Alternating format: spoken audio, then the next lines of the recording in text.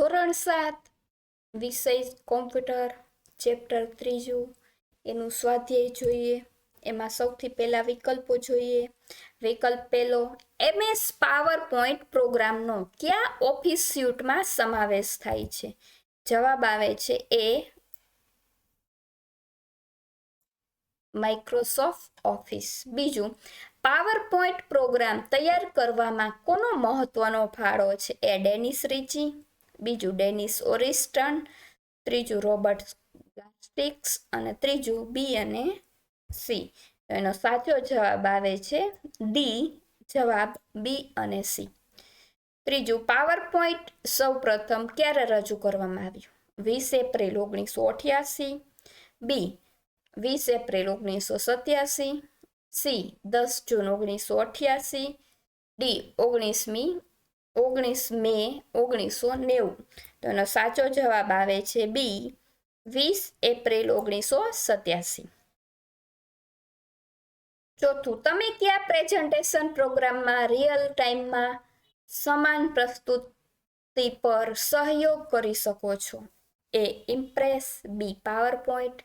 C Google slide. અને D આપેલા તમામ. તો એનો સાચો જવાબ આવે છે સી ગૂગલ સ્લાઇડ. પાંચમું, ગ્રાફિક ડિઝાઇનર નીચેનામાંથી કયા પ્રેઝન્ટેશન સોફ્ટવેરને વધુ પસંદ કરે છે? A PowerPoint. બી લ્યુડોશેપ. C Impress. અને ડી ગૂગલ સ્લાઇડ. તો એનો સાચો જવાબ આવે છે લુડસ એપ. છઠ્ઠું, નીચેનામાંથી કયું પ્રેઝન્ટેશન સોફ્ટવેર સ્માર્ટફોન અથવા તો સ્માર્ટ વોચથી કનેક્ટ કરી શકાય છે?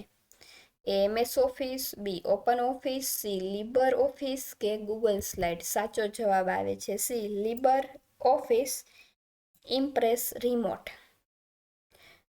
ત્યારબાદ નીચેના વિધાનો ખરા છે કે ખોટા તે જણાવો. પેલું, PPTનો ઉપયોગ ફક્ત વ્યક્તિગત રીતે માહિતી પ્રસ્તુત કરવા માટે થાય છે. જવાબ આવે છે ખોટું. બીજું, સૌપ્રથમ પાવરપોઈન્ટ પ્રોગ્રામ ફોર્ટ્રેન INC કંપનીએ કર્યો હતો. જવાબ આવે છે સાચું. ત્રીજું, પાવરપોઈન્ટ પ્રોગ્રામનું પ્રથમ સંસ્કરણ માઇક્રોસોફ્ટ દ્વારા 1987માં રજૂ કરવામાં આવ્યું છે. જવાબ આવે છે સાચું. પાવરપોઈન્ટ પ્રેઝન્ટેશન જેમાં સ્લાઇડ અને અન્ય સુવિધાઓનો સમાવેશ થાય છે તેને PPT તરીકે પણ ઓળખવામાં આવે છે. જવાબ આવે છે સાચું. પાંચમું, ગૂગલ સ્લાઇડ અન્ય લોકોને માહિતી શેર કરવા માટે ખૂબ સરળ છે. જવાબ આવે છે સાચું. છઠ્ઠું, લુડોસ એક વેબ આધારિત એપ છે. જવાબ આવે છે સાચું. સાતમું, લુડોસ એપનો ઉપયોગ કરવા માટે તમે ફોટોશોપ આવડવું હોવું જોઈએ. જવાબ આવે છે ખોટું.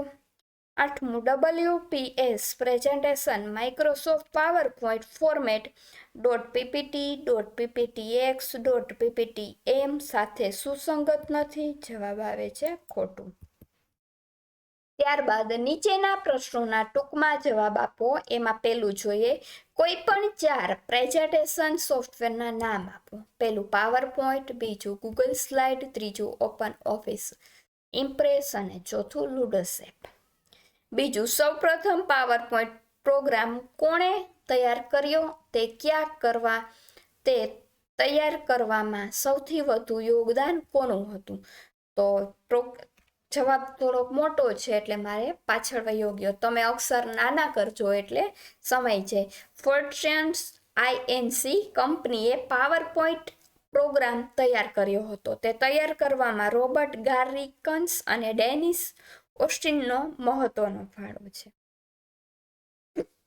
ત્રીજું, માઇક્રોસોફ્ટ કંપનીએ MS પાવરપોઈન્ટ પ્રોગ્રામ સૌ પ્રથમ ક્યારે રજૂ કર્યો? તો કે MS પાવરપોઈન્ટનું પ્રથમ વર્ઝન માઇક્રોસોફ્ટ દ્વારા રજૂ કરવામાં આવ્યું હતું. તે MS પાવરપોઈન્ટ 2.0 1990નું હતું. ચોથું, ગૂગલ સ્લાઇડ પ્રોગ્રામ એપ્લિકેશનનો ઉપયોગિતાઓ જણાવો. તો કે ગૂગલ સ્લાઇડ એ પ્રેઝન્ટેશન તૈયાર કરવા માટેનું સોફ્ટવેર છે. તે રસપ્રદ theme, font, animation, video, embedding જેવા કાર્ય કરવા માટે લાઇબ્રેરી પૂરી પાડે છે. ત્યારબાદ પાંચમું ઓપન ઓફિસ ઇમ્પ્રેસનો પરિચય આપો. ઇમ્પ્રેસ એપ ઓપન ઓફિસમાં સમાવિષ્ટ ફ્રીવેર પ્રેઝન્ટેશન સોફ્ટવેર છે. તેમાં પ્રેઝન્ટેશન બનાવવાની ઘણી સારી સુવિધાઓ આપેલી છે. છઠ્ઠું ઓપન ઓફિસ ઇમ્પ્રેસ કયા ઓપન ઓફિસ ફોર્મેટને સપોર્ટ કરે છે? ઓપન ઓફિસ ઇમ્પ્રેસ એ પીપીટીએમ, પીપીટીએક્સ, પીઓટીએમ, પીઓટીએક્સ, PPT, PPS, POT, PDP, OTP વગેરે ફાઇલ ફોર્મેટને સપોર્ટ કરે છે. ત્યારબાદ સાતમું લુડોસ એપ વિશે જણાવો. આ એક વેબ આધારિત એપ છે. લુડોસ એ સર્જનાત્મક લોકો માટે છે જેમને પ્રેઝન્ટેશન એપ્લિકેશન મર્યાદિત લાગે છે એના માટે. આઠમું WPS પ્રેઝન્ટેશનની ઉપયોગિતાઓ સમજાવો. WPS પ્રેઝન્ટેશન તમને વ્યવસાયિક અને કાર્યક્ષમ રીતે ટેક્સ્ટ, છબીઓ, ઓડિયો અને વિડીયો ગોઠવવા અને પ્રસ્તુત કરવાની મંજૂરી આપે છે. તો અહીં આપણું ચેપ્ટર છે તે